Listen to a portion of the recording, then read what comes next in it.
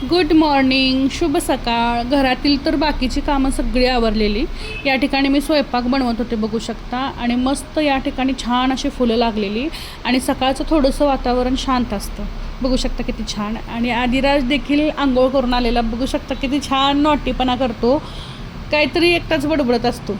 आणि या ठिकाणी माझी चपाती देखील झालेली आहे बघू शकता. आधीचा टिफिन तयार झालेला आहे. आणि बाजारातून मी 2 प्रकारचे ॲपल आणलेले.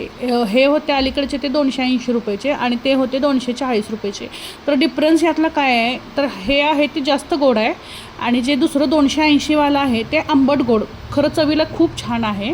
ते बघण्यासाठी मी 2 प्रकारचे आणलेले. तुम्हाला कोणतं आवडतं ते कमेंट करून नक्की सांगा.